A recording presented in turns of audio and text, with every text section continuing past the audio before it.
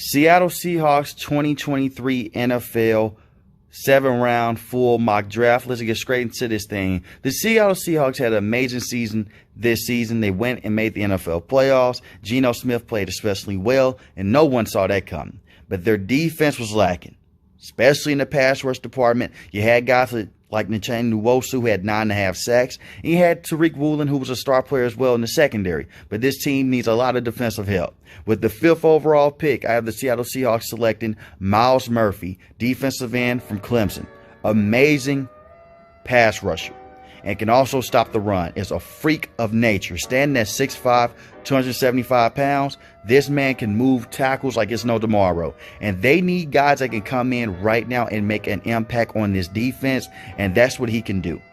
He's an amazing pass rusher, amazing run stopper, and can fill a huge need with this team. 6.5 sacks last season. Didn't have the double-digit sacks that a lot of people like to see, but on film, he popped off a lot, and he was getting double-teamed a lot, and he was still getting to the quarterback, and he was creating a lot of pressure. Guys like this will make the Seattle Seahawks defense transform overnight, and you pair him up with Trenton, you have 2 speed demons on the edge and will make life hell for guys like Matthew Stafford, Trey Lance, or Brock Purdy, and Kyler Murray in your division. With the 20th overall pick, I have the Seattle Seahawks going defense yet again. Trenton Simpson, linebacker from Clemson, another Clemson product, great sideline-to-sideline speed, will fill in for Jordan Brooks while he's recovering from that ACL injury, and will also be a road raider with Jordan Brooks when he does come back from that ACL injury. Jordan Brooks has been one of the best tacklers in all of football in the last couple of seasons. So imagine what this duo is going to look like when he does come back into the fold with this team. Trenton Simpson, another freak of nature, 6'3", 240 pounds, can run a 4.5 at the gate, almost a 4.4 if you lucky to see how he looks in the combine. 73 total tackles, 2 forced fumbles, 2.5 sacks. Game record. To me, is the best inside linebacker in this class. Can cover tight ends in space, can cover running backs, and it's just nasty on film, and can run downhill and cause a lot of fumbles, and can disrupt in the pass game a lot as well. Almost a perfect coverage linebacker for the Seattle Seahawks. With the 37th overall pick, I have the Seattle Seahawks selecting another defensive player, Gervon Dexter Sr., defensive tackle from Florida. Now, a lot of people can say we want Siaki Ika. The thing is, with him and Gervon Dexter's going to get to the quarterback more. 2 sacks, 3 quarterback hits, 19 hurries on the seasons, and he had 24 pressures.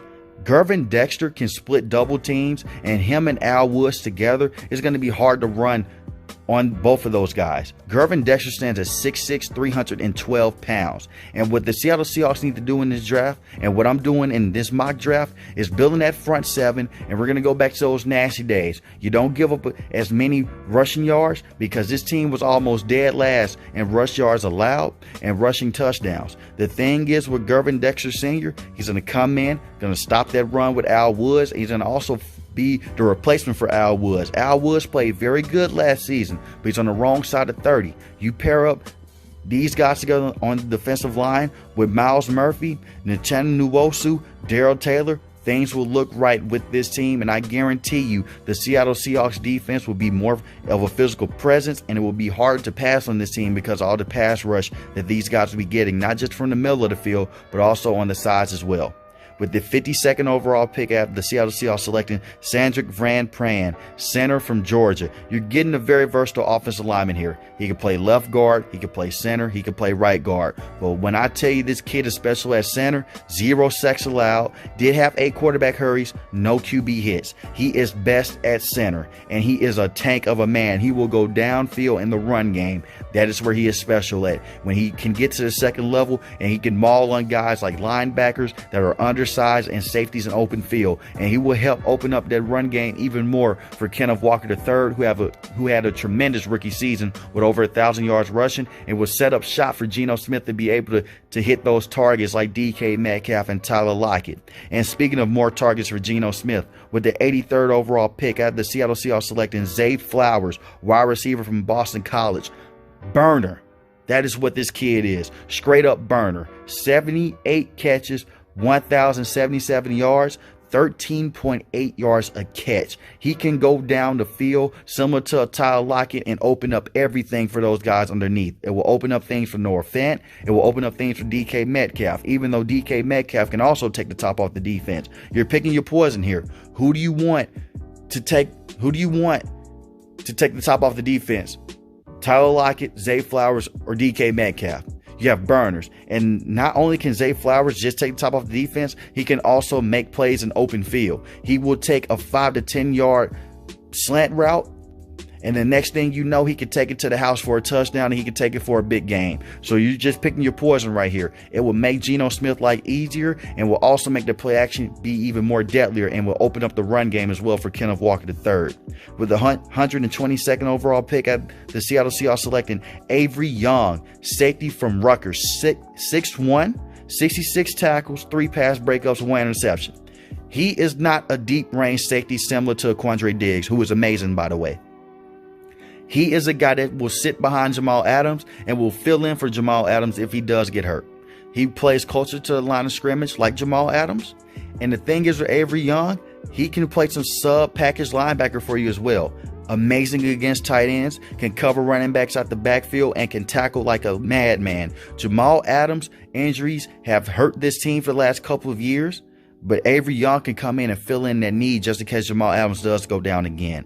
So you're getting a guy just in case Jamal Adams does go down, and you're still getting a very impactful safety that will fill in a huge need still just in case things don't go well. He can also fill in for Quandre Diggs. I wouldn't trust him at single high safety, but he has shown times throughout the season that he can do it. Just at certain other times he does get burned a lot. But Avery Young, playing closer to the line of scrimmage, you're getting a guy that's very similar to Jamal Adams.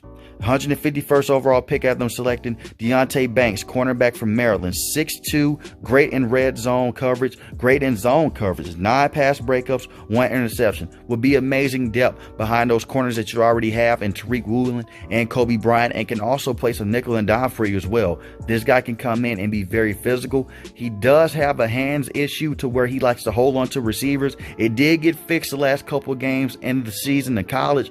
Just at times he will hold on to wide receivers because he would get burned. But if you're playing single high safety coverage and he's in man coverage, I wouldn't do that straight out the gate. But if you're just playing good zone coverage across the field, just playing soft zone coverage, he will bounce off of one side of the field and go to the middle of the field and pick the ball off. Have great zone coverage instincts. The man isn't there just yet, but if they can develop that, and I think Pete Carroll can, you can be getting another star-studded corner in Deonte Banks.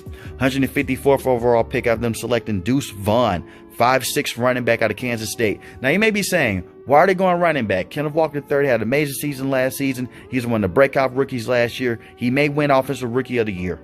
Deuce Vaughn is electric. You're getting a very good running back that's a change of pace from Kenneth Walker III. Kenneth Walker III is a big bowling ball that's very fast, run down the field, can run you over. Deuce Vaughn reminds you a lot of Darren Sproles.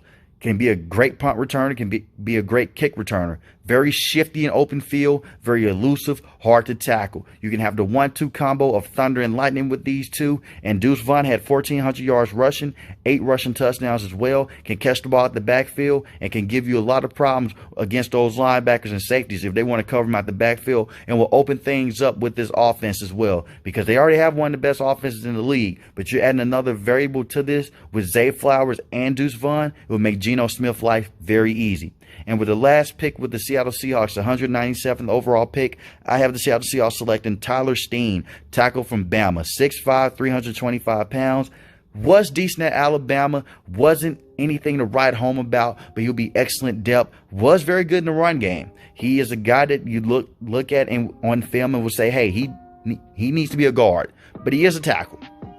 The thing is with Tyler Steen, he got better as the season progressed. The pass blocking needs to be better. I don't see him playing at all next season unless a tackle does go down, and he can fill in for them, and I think he would do well. But he's not going to be a day one starter because you have Charles Cross, who is amazing, was your first round pick last year. And you have Abraham Lucas, who was a rookie last year as well, who was also phenomenal. So you have both of those guys starting. You let him sit and develop, and in the future he could be a future trade candidate for you because he's set behind and developed behind guys like Charles Cross and Abraham Lucas, or if one of those guys go down, he could come in and fill in the need for him. So let me know in the comment section how you feel about this mock draft. If you're new to the channel, hit subscribe button. If you like the video, hit the like button. Most importantly, we want each and every last one, guys, stay safe, stay positive. Thanks for watching the video, guys.